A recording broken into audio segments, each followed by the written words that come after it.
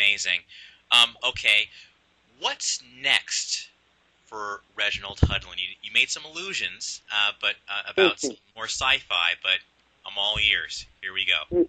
Well, first of all, I'm actually developing movie projects, television projects, publishing projects, and speaking of publishing, for folks who want to get the Black Panther animated series on DVD or get issues of the Black Panther comic book, you can actually go to my website, Reggie's World. It's www.reggiesworld.com.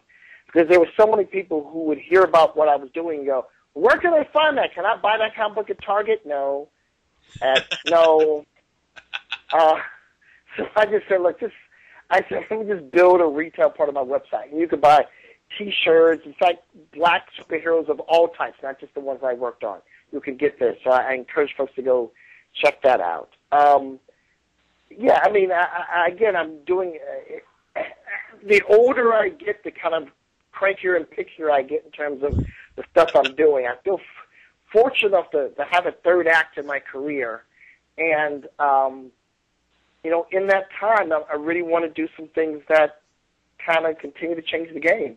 I was very fortunate to, make some movies that people still remember very fondly, and appreciate you and your listenership for, caring about those projects, and that's what I want to keep doing. I don't just want to revisit what I've done, but to, keep elevating the game. Okay. And I'll be killed if I don't ask you this question. Musically, what are you into now? Oh, man. It's funny, I always do sort of a top 10 list, and I feel like the best albums of this past year were Kanye West, Janelle Monáe, the Afro-Cubism album.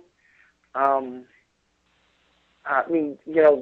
are the three records that I would say are literally perfect.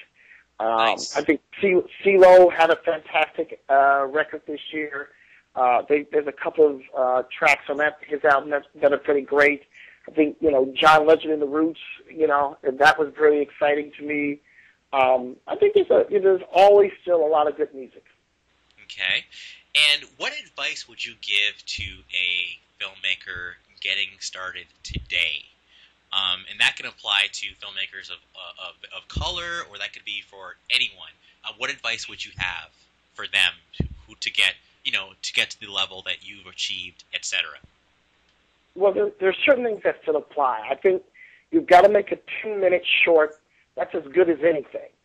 That's as good as anything that Scorsese or Michael Bay or Wes Anderson made. You've got to make a 10-minute short that just knocks people's socks off.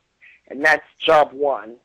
And the other thing you need to do is just keep working. And the advantage of today's filmmakers is that you've got these cheap digital video cameras that look really good.